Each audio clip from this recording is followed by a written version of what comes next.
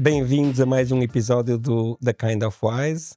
Hoje temos connosco Paula Marques, especialista em futuro de trabalho, a quem dou as boas-vindas. Paula, é um prazer enorme ter-te aqui. O que é isto do futuro do trabalho? Olá, Pedro, muito obrigada. Eu é que agradeço estar aqui. É um prazer, um privilégio termos esta conversa. E o futuro do trabalho são muitas coisas, são muitos futuros. Até devíamos falar no plural. O futuro do trabalho é a forma como nós nos estamos a organizar para entregar trabalho, para fazer as coisas, para resolver problemas. Eu vejo o trabalho como resolver temas. Enquanto houver problemas para resolver, nós temos trabalho, há negócios, há economia. E então o futuro do trabalho é isso. Nós passamos tempo a tentar ver sinais, detalhes que o presente nos deixa para perceber o que é tendência mundial, o que é moda e vai passar, e o que é que veio para ficar, o que é que são coisas que verdadeiramente vão impactar a forma de nos organizarmos e de criarmos valor, que é basicamente isso que é o futuro do trabalho. São muitos futuros, porque vamos organizar-nos de muitas formas, e por isso é um tema super apaixonante. Falaste em resolver problemas. Problem solving, um dos skills. Resolver problemas é certamente um dos temas do trabalho, né? Um dos desafios. Mas identificar novos problemas e identificar a diferença, se calhar, entre o que é que pode ser uma diferente eficácia e uma diferente eficiência. Como é que tu vês este tema? É interessante, porque eu acho que mais do que a capacidade de resolver problemas, é a capacidade de os encontrar, de caçar. Porque muitas vezes nós vimos de um mundo em que os problemas não são bem vistos, os líderes não gostam de problemas, não é? Até dizemos: não me tragas o problema, ou se me trazes o problema, traz-me a solução. Nós temos que inverter um pouco este conceito. Traz-me o problema, porque quando houver o problema há uma oportunidade de negócio. E quem descobriu os problemas primeiro encontra uma oportunidade de negócio. Aliás, é isso que é inovação. Por isso nós precisamos de ir à raiz. É isso que é inovação. É quando tu resolves um problema de alguém, melhoras a vida de alguém, e como tu melhoras, alguém está disponível a pagar algo, não é? Criaste valor. E por isso temos de ser hunters, caçadores de problemas, mais do que resolvedores, porque a resolução é fácil. Vamos ter muita tecnologia que nos vai ajudar, muitos agentes ao nosso lado que nos vão ajudar a resolver o problema. O tema é que nós temos que o identificar bem.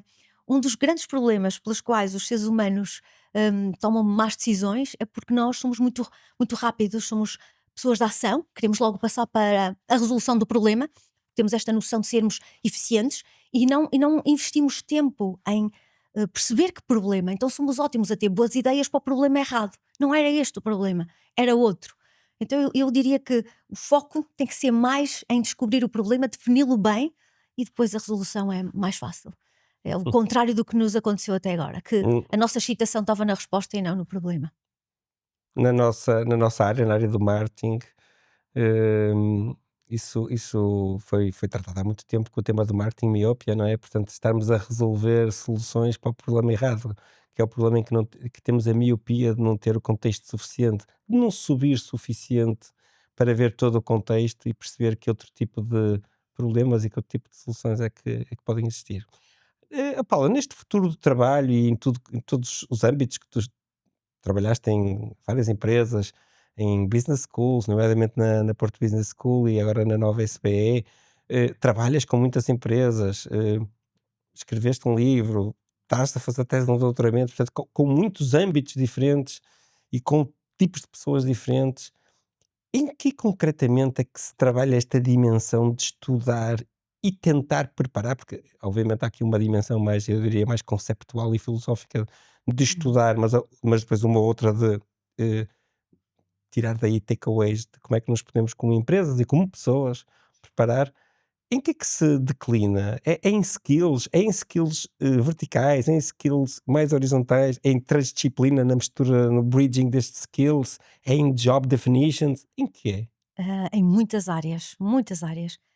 Eu diria que não apenas a tecnologia é um dos grandes disruptores, mas não é apenas. Normalmente a nossa foco é em tecnologia e bem, porque é um disruptor imenso, que está a alterar a forma como nós nos organizamos.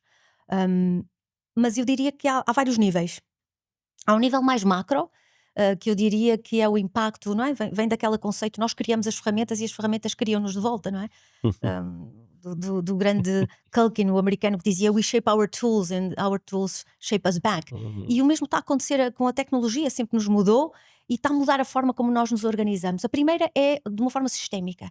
Tu já não tens necessidade de te organizar de forma comando e controle e em pirâmide. Então, assim, a grande mudança que eu estou a ver e que estamos a ver na última década é um achatamento das organizações. As organizações que nascem hoje nascem mais Certo. flat, muito mais achatadas, e as que têm 200 anos estão a achatar, de alguma forma, às vezes de forma até violenta, e de forma até assim um pouco radical, em minha opinião. Mas porquê é que isto está a acontecer?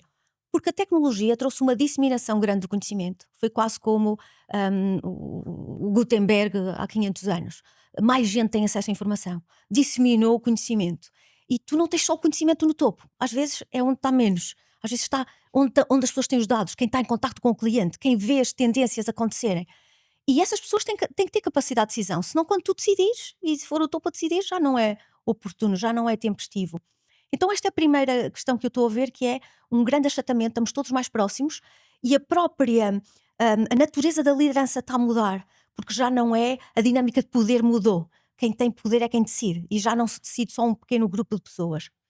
A segunda grande mudança é a forma como nos vemos, aquilo que tu falavas. Nós já não nos vemos como funções, job roles, não é? Temos que imaginar o trabalho sem isto. Como é que seria o trabalho em que eu não sou diretor de marketing, eu não sou diretor de pessoas? Como é que seria o trabalho em que a Paula é um conjunto de competências? Em que eu olho para mim e verdadeiramente tu dizes o que é que a Paula pode aportar a mim? O que é que pode aportar a esta equipa? Quais são as fortalezas da Paula? E esse é um tema, esse é o grande tema hoje, em que tu já não vês as pessoas como a sua função. O que está a trazer uma grande crise de identidade. O que eu vejo, e o que temos assistido nos últimos anos, é que quer os negócios, quer as pessoas, estamos com uma crise brutal. Uma Que foi crise de uma crise de identidade. identidade. Uhum. E de onde vem? Onde é que vem este. Já vinha, já tínhamos aqui alguns sinais, mas a inteligência artificial nos últimos 3 anos, 4 anos, potenciou essa crise. Vem do quê? Vem de uma teoria dos anos 70, 80, que é a teoria da identidade social. Nós identificamos-nos pelo oposto, pelo contrário. Os grupos identitários, e é uma teoria que está na base do conflito, do estudo do conflito, tu identificas-te pelo contrário com uma tribo que não é igual a ti. Tu, quando encontras uma pessoa de uma outra tribo, tu percebes melhor quem tu és. Aliás, havia o Edward Inclusão, O. exclusão. Wilson, completamente, é pela exclusão e pelo contrário. Uhum. E o grande Darwin do século XX, não é? O herdeiro natural Darwin, o Edward O. Wilson, grande entomólogo e grande investigador, biólogo, um dos maiores biólogos do século passado, dizia que a melhor coisa o que nos podia acontecer era aparecer uma nave alienígena com aliens, com extraterrestres, porque aí nós perceberíamos como é que nós somos. Até lá ninguém sabe o que é ser humano, mas no dia que um alien nos aparecesse à frente, nós dizíamos: eu não sou assim, então como é que eu sou? E o alien apareceu, não é? O alien está mais ou menos aqui, é o parecido. É o agentic. É o agentic, é o AI. Quando o AI consegue ter um pensamento divergente e consegue encontrar soluções, o maior número de soluções do que nós, o quê? Mas a criatividade não era uma coisa só humana? Como é que a máquina chegou a combinações diferentes das minhas? Ou, por exemplo, eu gosto muito quando nós pensamos na empatia como uma competência humana e vemos aqueles estudos interessantes dos blind tests em que uma plataforma médica, as pessoas podem ser atendidas por um robô ou por um humano, e depois vão ver a qualidade das respostas, e não só os robôs tiveram uma melhor qualidade, um melhor diagnóstico do meu problema, o que não é estranho, porque o robô tem uma capacidade de memória, tem uma capacidade analítica que o médico humano não tem sobre o meu problema, mas o que é estranho é que ainda foram mais empáticos. Repara, como é que é possível o robô ser mais empático que um humano? E muitas vezes eu brinco com os meus amigos da área de medicina e eles dizem: claro, Paula, vê como é que os médicos são formados. Nós estamos a formar robôs, eles estão formados para não olhar para os olhos das pessoas, e por isso, claro, que o original é sempre melhor que a cópia, e por isso esta nuance de identidade. Então toda a gente se está a questionar. Os negócios estão-se a questionar: afinal, o que é que eu sou? Eu faço isto, mas agora estou a entrar em territórios completamente desconhecidos que eu não sei o que sou. Afinal, eu sou o quê? Vê, todas as áreas estão a mudar. As telcos estão a mudar para as energias, estão a mudar para a mídia, estão a mudar para coisas que não dominam, não são negócios que dominavam e começam a área automóvel está a virar para telematics, os carros já não são motores, já são uns smartphones com rodas, e isto cria uma disrupção muito grande e não só, e estamos a questionar, então eu já não sou arquiteto, já não sou médico, agora eu sou engenheiro e sou tecnólogo ou sou médico, e estamos a criar aqui um pouco uma crise de identidade que é boa. Eu vejo esta crise boa, porque nos obriga a verdadeiramente olhar para nós e Pensar. perceber onde é que estão as coisas que nos tornam únicos, onde é que nós podemos criar valor. Na resolução de problemas, onde é que é a parte em que nós devemos deixar para nós? Onde é que está aquela parte em que nós devemos manter, não é? E a outra que podemos subcontratar à vontade para o alien. Mas, ó Paulo, Porque isso uma crise dessas, eu suponho que é uma crise boa para as pessoas que têm a maturidade de a discutir dentro das suas cabeças e dentro das suas organizações. Mas também não pode bloquear algumas pessoas sem pode, saberem. sem dúvida porque leva para um desconhecido, por isso eu acho que devemos falar dela. Eu às vezes falo com os alunos e com os participantes dos nossos programas de formação executiva, que são adultos e que entendem o que eu estou a dizer. Porquê? Porque o trabalho passou a ser a nossa identidade. Reparem, nos últimos anos nós quebramos todos os grupos sociais e pusemos todas as fichas no trabalho. Então o trabalho passou a ser nós passamos a ser nosso nome. Não é? Eu sou a minha função. E é tão identitária que agora, quando 50% da minha função é automatizada, eu passei a ser o quê? Agora? Já não me chamo aquilo. Então é duro, é doloroso. Aliás, há alguns pensadores atuais que dizem que é mais doloroso para o ser humano ser dispensável do que ser explorado. Ou seja, dói-nos mais uma organização dizer: Paulinha, vai para ali porque aquilo que tu tens já não me interessa, ou a máquina vai fazer o teu trabalho, do que alguém me explorar. E explorar não só no sentido de escravatura, alguém me pagar abaixo daquilo que eu mereço, ou Uhum, trabalhar imensas horas e não receber aquilo que devo. Porque se alguém me explora, se eu sou escravo, é porque o meu senhor precisa de mim. E eu sinto-me útil. Ou seja, este sentido, o trabalho sempre foi reciprocidade, não nos podemos uhum, esquecer. uhum. Que nós estamos a viver 2% da evolução humana. E o trabalho, a maior parte da nossa vida foram caçadores-recoletores, não é? O trabalho humano era reciprocidade, era nós trocarmos entre nós e sermos úteis uns aos outros, e sempre foi essa reciprocidade humana que é esse contexto social. Então, pode criar alguma ansiedade, desde que não falemos sobre ela, que a vivamos sozinhos. Então, às vezes eu digo, se já estão a vivê-la, ótimo, se não estão a vivê-las, preparem-se para viver, antecipem, e quando viverem, calma, há outros que já viveram, procurem, é normal, vamos passá-la e é bom, porque nos recentra. É melhor do que estarmos anestesiados numa realidade que não é a nossa. E então é bom estarmos a fazer as perguntas, não é? Afinal, quem somos? Afinal, onde é que está o valor que criamos? O que é que nos torna únicos? Temos algo único, especial ou não? Porque nós vivemos num mundo com uma concepção que somos aquele ser super mega especial e que dominamos este mundo e o outro. E às vezes é bom ter alguma humildade, ver um alienzinho perto de nós que está aqui taco a taco, a desafiar as nossas capacidades. Eu acho isso muito bom. O conhecimento vem, na realidade, conhecemos com toda a extensão da nossa ignorância, não é? E, portanto, ter a capacidade de perceber que aquilo que nós antes entregávamos e que era valor, uma parte desse valor deixou de ter o valor que tinha e, portanto, temos que conseguir encontrar novas unidades de valor usando os mesmos recursos, não é? É o nosso cérebro, o nosso training data, que é a nossa experiência e a nossa educação e a forma como fomos, como tu disseste, programados de alguma forma. Mas isso leva-me também a questionar se nós temos os recursos do ponto de vista da nossa educação enquanto pessoas. Eu estou agora a falar da geração que já está a trabalhar e não a que está a ser formada.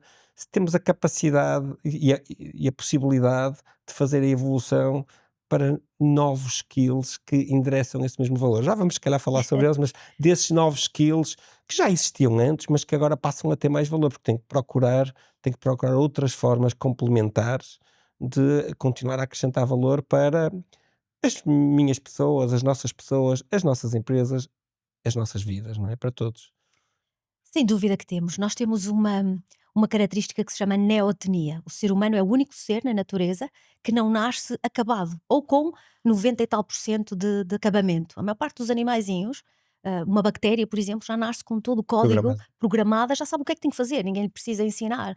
Agora nós não, precisamos, temos uma infância longa e muitas vezes o que é a neotenia? É a capacidade mantemos características de criança até uma idade adulta. E para quê? Para termos esta noção de excitação com o aprender, esta capacidade de aprender constantemente, com esta ideia de que não sabemos tudo, não é? Esta noção de desconhecido e que nos permite esta adaptabilidade e permite-nos desenvolver um conjunto de competências. Eu muitas vezes penso o seguinte: repara, o Leonardo da Vinci dominou 14 ciências no Cinquecento, não tinha internet, era o advento do Gutenberg e da máquina de printing de tipos únicos, não é? A tipografia. Ele nem sabia ler em grego e nem sabia ler em latim, que eram as línguas em que havia livros na altura. Um livro na altura custava tanto como uma quinta, as pessoas tinham que decidir comprar uma quinta ou ler um livro. E por isso a taxa de analfabetismo era enorme na Europa e o Leonardo dominou 14 ciências antes de um advento. Imagina o que é que seria o Leonardo hoje, não é? Uma mente poliédrica, uma mente com curiosidade e com esta vontade de aprender, que não tinha mais nada, tinha montes de dificuldades, Inquietude como nós hoje permanente, não é? sabemos. Uhum. Em que é verdade, é que é tudo. Nós hoje temos ferramentas muito mais poderosas, nós podemos acelerar essa aprendizagem, mas sabemos coisas que não se sabia há 500 anos, ou há 100, ou há 20, porque temos o apogeu, a própria tecnologia ajudou-nos a entender melhor como nós somos. Temos as ressonâncias magnéticas funcionais, os eletroencefalogramas, que nos permitem ver um cérebro humano vivo a aprender. E isso trouxe uma riqueza brutal. A tudo, conseguimos acelerar curvas de aprendizagem, conseguimos entrar em fase exponencial de uma curva de aprendizagem mais cedo do que há 20 anos ou há 30. Sabemos o que é que funciona melhor quando ensinamos uma disciplina ou ensinamos outra, e depois temos a própria tecnologia que nos permite experimentar coisas que são perigosas e que não conseguimos fazer no mundo real, conseguimos fazê-lo no mundo virtual, e isso acelera imenso, dá-nos tempo, ganhamos tempo. E por isso eu não sou assim tão pessimista. Temos é que aprender a viver com o não saber. Esta ideia de que vamos ter que dominar tudo, não é? Esta ansiedade já existia, Como? o FOMO. Eu gosto muito às vezes de contemporizar. Repara, em 1550 aqui na Europa, quando o Gutenberg começou a editar livros nas nossas línguas, né, em italiano e não só em latim e grego, houve uma espécie de uma mini revolução, as pessoas ficaram confusas e pediram para parar com a impressão de livros, porque diziam: nós não vamos ter tempo para ler nem sequer os títulos durante a nossa vida, quanto mais o livro. Então se calhar é melhor parar, porque isto é uma inundação de conhecimento que nós não temos tempo.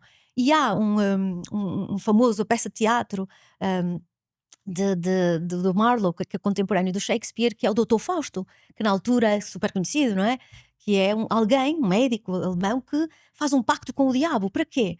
Para poder conhecer tudo. Ou seja, a ideia era: eu vou fazer um pacto com o demónio para poder ler tudo. Era esse o objetivo, porque, mais dito de outra forma, eu só consigo ter acesso ao conhecimento todo se eu fizer um pacto com o demónio. E depois, claro, a coisa não corria muito bem no teatro, e era isso que se passava na Europa. Quando tu queres saber tudo, depois há um dia em que o demónio vem pedir as responsabilidades e a coisa não terminava muito bem. Mas esta noção, esta ânsia de será que eu sei tudo, será que eu não sei? Temos que acalmar um pouquinho. Temos que aprender a viver, que há muita coisa que nós não sabemos que não sabemos. E não temos que saber, a nossa vida é muito curta, temos que ter essa noção dessa limitação temporal e de vida, e fazer o nosso melhor enquanto aqui estamos, não é? No nosso lifetime, na nossa vida, tentar criar o máximo de valor possível, tentar inovar ao máximo, tentar aprender ao máximo, para tentar resolver as nossas fragilidades humanas. Enquanto houver problemas, há negócio. Eu acho que as pessoas às vezes ficam super preocupadas com o advento da tecnologia, ou mesmo hoje com os agentes que vão. Ninguém vai tirar o trabalho de ninguém. Nós vemos o trabalho como um número limitado de horas. É como se tu visses, um dia tem 24 horas, uma parte vai ser feita pela máquina e outra pelo humano. Não é verdade. Nós depois esticamos o trabalho, nós criamos outras necessidades, nós somos seres que estamos sempre com problemas, porque a própria adição da tecnologia, quando nós injetamos uma variável nova no Trazem mais sistema, desafios. traz outros desafios. Pois. Tu tens que colmatar, precisas de outras especialidades. Então eu não vejo isso, eu vejo isso como um período super interessante, e que temos a obrigação de fazer melhor do que o Leonardo, que dominou 14 ciências e não sabia sequer latim e grego, e não tinha internet, tinha que pedir Nem livros agentes. emprestados e nem agentes. Imagina o Leonardo hoje, com a curiosidade dele e a capacidade de experimentar Ó Paula, dele. então, o que estás a dizer, se eu percebi bem, é, por um lado, não deixar de ter esta inquietude, curiosidade e vontade de experimentar, de explorar, de mudar, de adaptar no fundo, nos colocarmos a nós próprios dentro dos ciclos de evolução, seja ela tecnológica ou não, ou de modelos de negócio, etc. Mas, por outro lado, não deixarmos que o FOMO nos desgaste, nem nos bloqueie, essa mesma evolução, é isto? Completamente. Tu tens que saber lidar com os 2 mundos. Eu diria que hoje um grande paradoxo que eu vejo nas organizações e nos líderes, curiosamente, é conseguir jungar nos 2 mundos, que são 2 mundos que têm 2 receitas diferentes. É como se fossem 2 jogos diferentes. Num tu jogas Monopólio e no outro Carcassonne ou Catan. São 2 coisas diferentes. E tu tens que mudar o chip, porque se tu não mudas e queres usar o mesmo chip, não vai correr bem. Então disseste bem, esta noção de inquietude e de querer experimentar, não há outra forma. O futuro vai ser construído e ninguém tem os mapas do futuro, não é? Ninguém sabe o que é que vai ser amanhã. O que sabemos é que vamos experimentar imenso. E quem não sabe A vantagem competitiva antes vinha do conhecimento. Quem sabia mais ganhava o jogo. É esta a regra do jogo até agora. Não quer dizer que o conhecimento perca valor agora. Claro que vale. Claro que vale ter alguém que tem um conhecimento vertical num tema. Agora, aquilo que te vai dar vantagem competitiva vai ser a tua agilidade de aprendizagem. Porque aquilo que tu sabes hoje pode ter uma obsolescência rápida e pode mudar amanhã. O cliente mudou e tu tens que saber imediatamente Adaptar. adaptar as velas do navio. Então são duas realidades diferentes. E o que tens de ter é uma. Aqui tens um mapa, no mundo desconhecido tens uma bússola. Tens que saber para onde é que vais, tens de ter um norte. Não quer dizer que não te faças planos. Parece que estás a falar do Ice Pirates. É, Adaptar as velas, ter a verdade, é bússola. verdade. Dos velejadores são vocês, é mesmo isso. É mesmo isso, é isso. É ter esta. Uma coisa é conduzir o comboio, não é? Até agora conduzimos comboios, que tinhas um carril e tu sabias que ias de Porto de Lisboa e sabias do Alfa o que é que fazia. Hoje estás num veleiro, Não vou ler. leva, não é? Que existe saber navegar à vista e saber navegar com estratégia. Completamente. Com o GPS, quando ele está O ligado, é GPS. muito mais eficiente. Tu falavas aqui em explorar e em experimentar, aquilo que nós temos sentido muito na Wise Pilot nesta transição e ajudar as marcas a fazer a adoção da AI enquanto unidade de criação de novo valor, é muito também que esta experimentação e exploração também tem que ter alguma estrutura e alguns frameworks para que possa ser, sobretudo, disseminada entre as pessoas, para que aquilo que funciona ou que não funciona também num caso ou no outro, possa ser rapidamente partilhado com as restantes equipas, de forma a que esse valor não seja percepcionado tanto dentro do ego e da cabeça de uma pessoa, mas possa ser partilhado. Paula, e neste teu permanente estudo, como é que tu vês um dos temas que eu diria um dos temas de maior discussão hoje, que é como é que as pessoas, os colaboradores de empresas, os profissionais, os executivos, fazem este, eu vou-lhe chamar este jogo duplo, no bom sentido, de por um lado entregarem resultados, criarem performance. Nós estamos com um mercado cada vez mais competitivo e à procura de performance, que é também muito aquilo que fazemos aqui na Wise para ajudar as empresas a ter performance. Como é que fazem isto com os desafios que isso tem, nomeadamente de eficiência, mas não só, com esta exploração, conceptualização, experimentação que eh, requer, eu diria, alguma alternância. Às vezes é possível fazer as duas coisas juntas, mas a maior parte das vezes não é, porque elas vão em velocidades diferentes. Como é que como é que achas que as pessoas podem fazer isto? Como é que devem fazer se é que achas que devem fazer esta alternância ou como é que devem gerir estes 2 flows? É uma pergunta super interessante porque é um paradoxo, eu acho que é a grande tensão que eu vejo hoje nas organizações e que cria também alguma crise de identidade nas lideranças. Porquê? Porque são 2 mundos muito diferentes. O mundo da entrega, da performance, é o mundo da eficiência, é o mundo da produtividade, é fazer mais rápido e mais barato, e é o mundo do comando e controlo. O que tu fazes é dar ordens. Quem sabe mais comanda e quem não sabe tanto obedece. É basicamente esta a regra do jogo e que nós sabemos jogar e temos o nosso mundo organizado e as escolas de negócio ensinamos isto há mais de 50 anos, provavelmente é o grande paradigma. O tema é quando tu vais para o mar, não é? O tema é quando tu vais para o desconhecido. Tu não podes só ter gente a entregar hoje. Porque só tens gente a entregar hoje, sem estar a aprender, só tens nós economistas usamos o conceito de ceteris paribus, não é? Hum. Ou seja, se o mundo não mudar, se os teus clientes não mudarem, ou se a tua equipa não estourar, ou se aguentar, que também não é certo, tu provavelmente tens futuro. Mas se não tiveres as pessoas a entregar e ao mesmo tempo a aprender sobre coisas novas, até sobre aquilo que é o seu território conhecido, sobre o que é que está a disromper aquilo que te está a dar negócio hoje, o que é quais são os novos entrantes naquilo que te torna hoje único, quais são as segundas e terceiras curvas, não é? O second curve do Charles Andy, onde é que estão as Uhum. segundas e as terceiras curvas?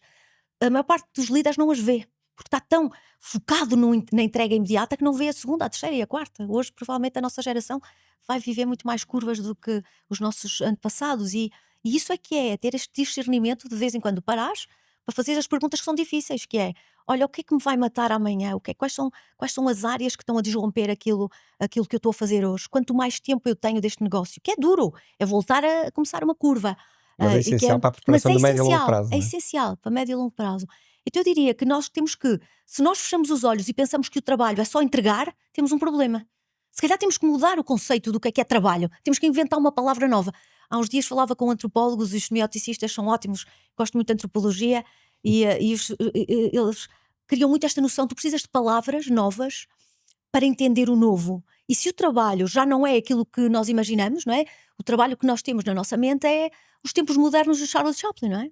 Um brilhante obra de arte da década de 30, que é tu só fazes uma coisa para eficiência, só fazes aquilo, não olhas para o lado, não tens a noção do sistema. Quando começas a pensar, acaba tudo, não é? Crias uma disrupção em que tu agora tens que fazer diferente, não é? Tu agora estás num espaço, é quase como se fosse o Star Trek, The Next Generation, que era da minha juventude, que é estás no meio do espaço sideral, tu não sabes, estás a navegar e estás a encontrar planetas, aliens, a resolver problemas que tu não sabes quais vão ser os problemas com que te vais deparar. Por isso tens que ter esta mentalidade de experimentação. Não há respostas corretas. Tens que pensar menos como. Quando tu entregas, és um gestor. Quando tu estás a experimentar, és um cientista.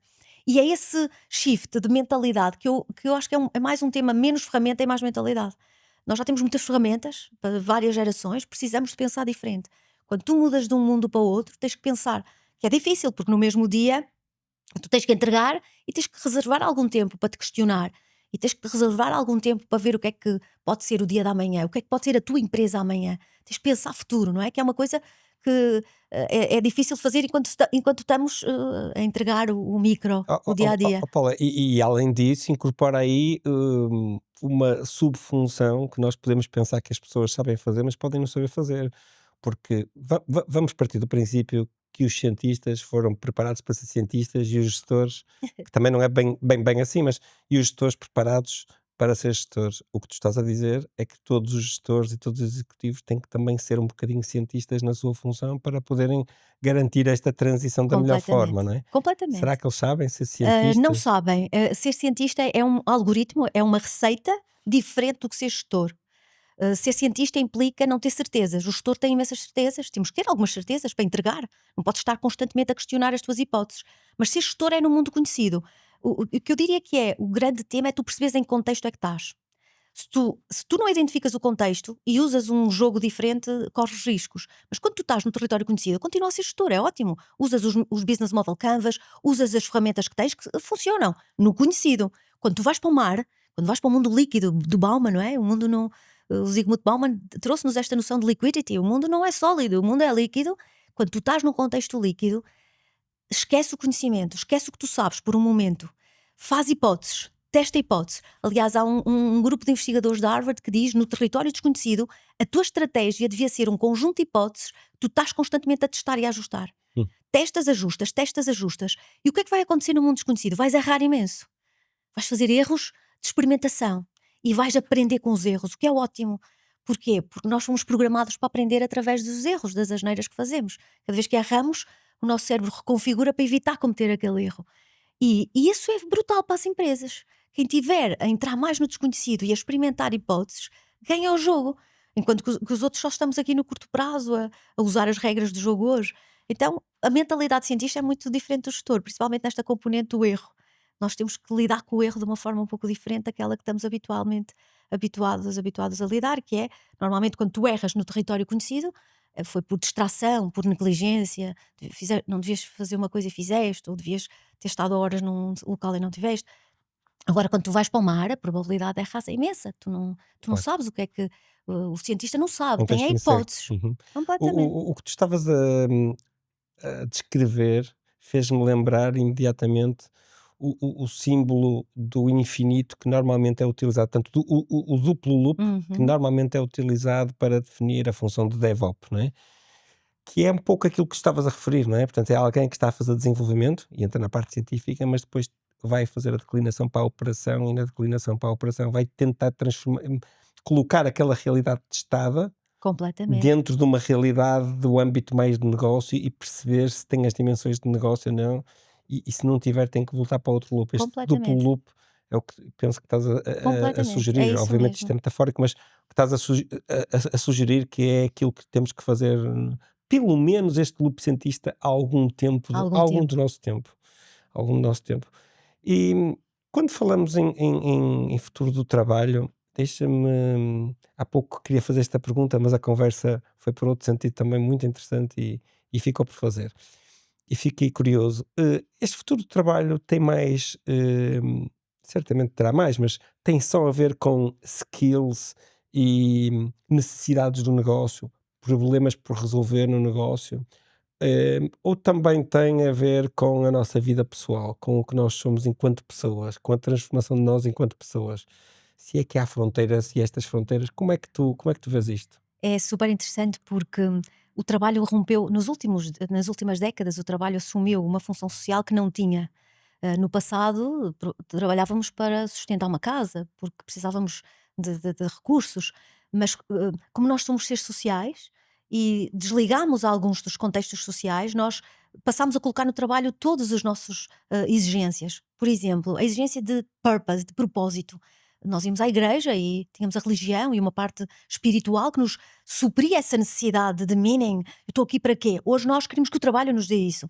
Tínhamos as comunidades de bairro, que tínhamos os amigos e que tínhamos a amizade. Nós hoje, como não temos essa, fechamos, queremos que o trabalho nos dê amigos e colegas e temos que ter isso tudo lá, não é? E para além disso, que paga as contas. Então, o trabalho tomou uma dimensão hipersónica na vida dos seres humanos. E nós queremos coisas contraditórias do trabalho. Muitas vezes queremos estar juntos, mas só quando nos apetece, não é? Queremos que customizem a nós, mas também queremos a nossa individualidade e queremos o nosso canto. E isso é ser humano, ou seja, este exotismo, claro que nós levamos isto para o trabalho. E sem dúvida, nós estamos a questionar esta noção de trabalho. Estamos a questionar, afinal, o que é o meu trabalho? Afinal, o que é que sou eu? Onde é que eu acrescento valor? Então, claro que tem essa dimensão individual e de ver onde é que eu acrescento valor. Uma das coisas que, por exemplo, nos nossos estudos é super interessante e que estamos a ver nas empresas, que me dá alguma esperança, é que as empresas pela primeira vez estão a olhar para as fortalezas das pessoas, estão a olhar para nós numa perspectiva integral e não só o que nos falta. Vou dar um exemplo. No mundo conhecido, no mundo do Charlie Chaplin, dos tempos modernos, tu normalizas as pessoas, fazes uma curva normal estatística e dizes: olha, isto é a média, Paula, tu estás aqui, falta-te isto para a média. Estamos sempre a trabalhar com curvas normais estatísticas e a ver o gap, o que te falta para a média. No território desconhecido, tu tens que. A média não interessa muito, não é? O que te interessa é quem é que é esta malta que está connosco no mar ou que está connosco na floresta? Quem é que é a malta? Quem são os piratas que estão no navio agora? E que competências é que eles têm? Olha, um toca viola, é ótimo, não sabia que tocavam viola. Olha, este orienta-se pelas estrelas. Olha, aquele é bom no cálculo matemático. Pela primeira vez, em vez de só apontarmos o que nos falta, estamos a ver quem somos finalmente, quais são as competências que a Paula tem.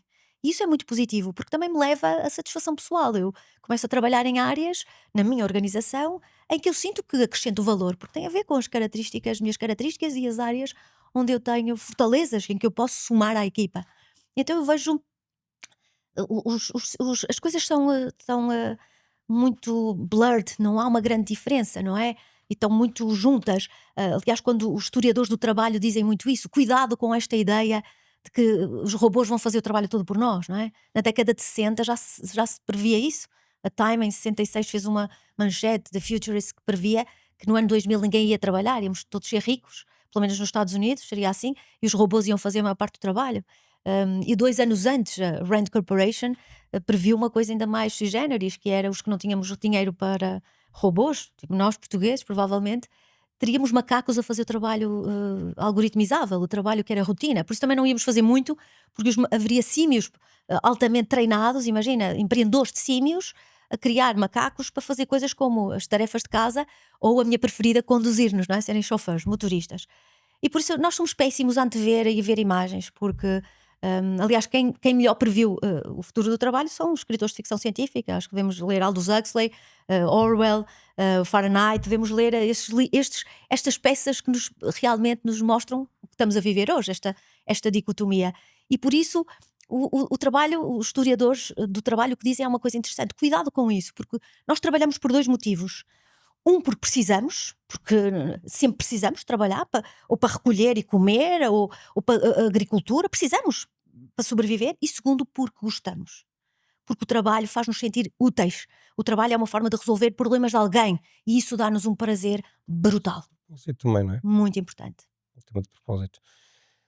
E ainda sobre o tema dos skills, no relatório do World Economic Forum, aparecem skills que hoje são considerados absolutamente críticos para o futuro, como o pensamento crítico, a transdisciplina, o pensamento criativo e não a capacidade criativa, o, o- obviamente o AI and Data e uma série de outros, mas há um do qual eu gostava de falar um pouco, porque é talvez aquele que tem resistido, vai ser um pleonasmo isto, que tem resistido mais, mantendo-se sempre como crítico para o futuro, que é a resiliência, que é a resiliência das pessoas. Tu acreditas nisto, que a resiliência continua a ser um ativo e um skill de enorme capacidade, mesmo quando competindo com novos skills que estão ali catalogados como aqueles que, na realidade, catalogados pelas empresas, não é? Mas como aqueles que vão ser mais importantes em 2030, portanto, mais importantes das pessoas se prepararem hoje.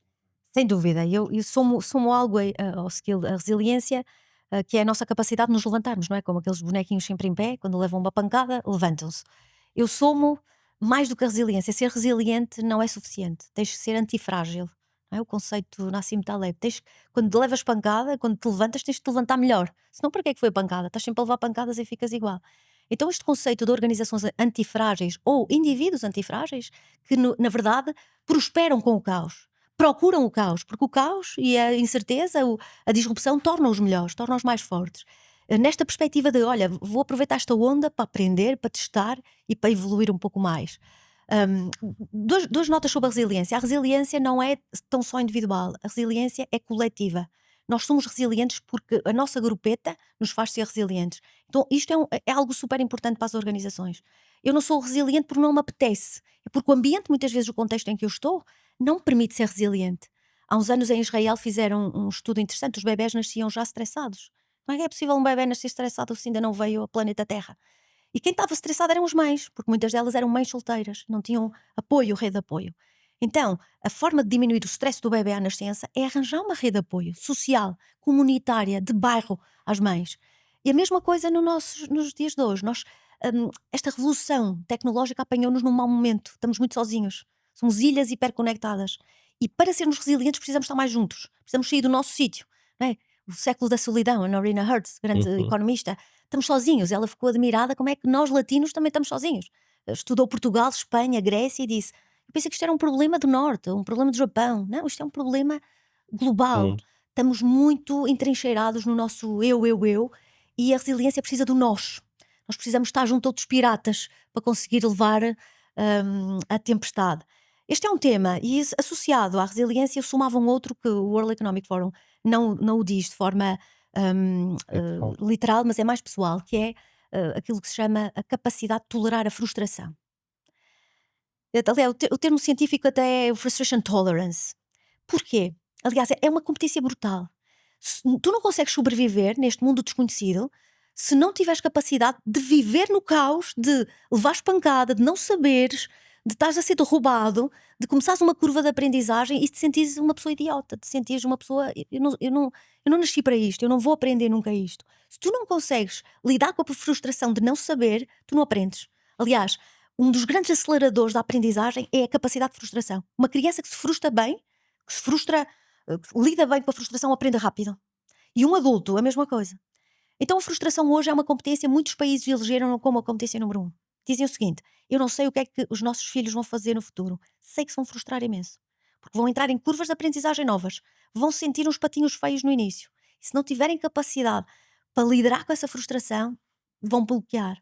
E por isso é que Muito interessante. o desenvolvimento da frustração é uma competência. E como é que tu te desenvolves? Frustrando-te. Por isso, esta sociedade hiperprotetora, quando nós queremos proteger os nossos filhos, estamos a prejudicá-los no futuro. Ficas frustrada muitas vezes, Muitas então. vezes. Eu fico imenso, todos os dias. Antifrágil, claro. Todos os dias fico frustrada, porque quero fazer coisas, sou muito curiosa, que entro em áreas que não domino e frustro-me imenso, até áreas físicas, áreas do desporto, áreas da música, e às vezes até me forço a fazê-lo e faço isso com os meus filhos.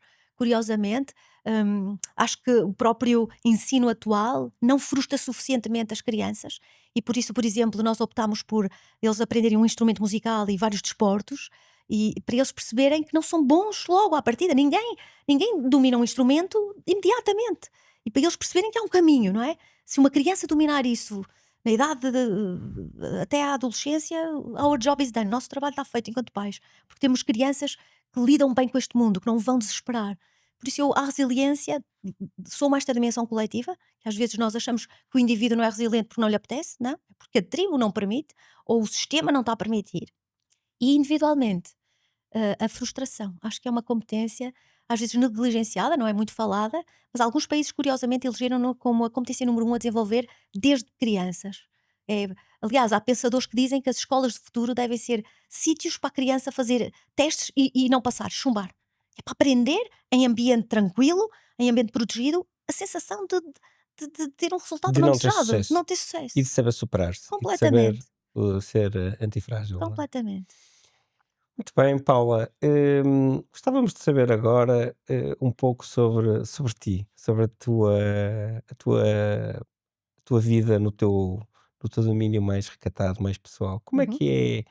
Eh, como é que é a Paula a fazer o reset de todas estas dimensões e algumas frustrações, que tem na vida, todas estas intensidades profissionais, pessoais, enfim, como é que tu fazes reset? Olha, faço muito no meu ambiente familiar e com os meus amigos, uso é a minha fonte de energia, principalmente os meus filhos. Meus filhos são, assim, o meu porto de abrigo, porque são muito melhores do que eu noto da minha esperança no futuro vem deles, eu vejo sempre o futuro, nos olhos deles, porque vejo que eles são criaturas muito melhores do que eu. E não fui eu que os ensinei. Por isso, algo têm dentro deles, e vão conseguir resolver problemas que provavelmente eu os criei e eles vão conseguir resolvê-los. Então é muito este ponto de me isolar muito no mundo, familiar ou com os amigos. Aproveito muito, quero muito estar com eles e aproveitá-los naquele momento, estar presente. E depois leio muito, para mim a leitura é a minha meditação. Desde pequenina que a minha leitura era o meu refúgio. Eu sou transmontana, vivi num local um pouco isolado e viajei sempre através dos livros. Os livros foram sempre assim a minha porta para viajar. E livros físicos, porque me obrigam-me a fazer, um foco imenso, porque estamos todos, desatentos e eu também, estou desfocada e principalmente porque eu gosto de fazer 500 coisas ao mesmo tempo e isso ajuda-me. E obviamente, desligando-me do mundo analógico, o meu voltar ao físico é a leitura. Gosto de pegar num livro, ando sempre com livros atrás de mim, que é uma chatice, são muito pesados, mas é a minha forma de me conectar, é quase como o meu fio terra que me permite trazer à minha dimensão humana e me permite acalmar. Sem estar Com sempre lá em conselho, mas cima. não vou poder deixar de te pedir que nos aconselhes um livro para Olha, ler. eu gosto muito de é o Dicionário dos Lugares Imaginários, do Manguel e do Gianni Guadalupe, e vou dizer porquê. Porque é um livro inacabado, é um livro que tem todos os lugares de ficção que foram escritas na história da humanidade. E é um livro que tem um final em que os autores dizem: se alguém no mundo descobrir um local, um livro em que há um local imaginário, como o País das Maravilhas, por exemplo, que não está cá, escreva-nos e este livro continua. Então, eu gosto deste livro pelo conceito do que deve ser um livro, que não é uma coisa acabada, é uma coisa sempre em movimento, como nós. Somos seres inacabados, Work nascemos in progress. inacabados, work in progress. Por isso é o meu livro preferido. Vejo com os meus filhos, às vezes, como é um dicionário, ajuda-me a escolher livros para ler a seguir. Quero agora ir a Nárnia, quero ir a um outro sítio, quero ir a onde é que eu vou viajar agora e ajuda-me também nessa outra vertente mais pessoal. Obrigado por esse conselho. Paula, daquilo que tem sido a tua vida na conexão com pessoas, com alunos, com profissionais, com executivos, com boards de empresas, o que é que te tem orgulhado mais na passagem? Eu vou se calhar falar um bocadinho sobre o propósito, que imagino Uhum, que seja também um dos teus uhum. propósitos de vida, imagino. O que é que te tem orgulhado mais na passagem de informação, de conceito, de influência positiva com todas essas pessoas? Olhando assim, nos últimos 10, 12 anos, onde eu estou mais em contacto com deixei mais o mundo executivo e estou mais em contacto com a academia e com os participantes, dos programas e com os alunos, eu diria que é o tema da aprendizagem. Porquê? Porque eu sinto que as pessoas levam estes conceitos para a família, levam os conceitos para casa. Passado anos, as pessoas lembram-se de uma imagem, de uma apresentação minha, de uma história que eu contei. Voltam-me a contar a história. E são histórias que levam para a família, não ficam no trabalho. Hum, vão para o seu interior e Vidas. para as suas vidas. E isso aplicam aquelas metodologias ou aquelas estratégias, fazem experiências na sua vida.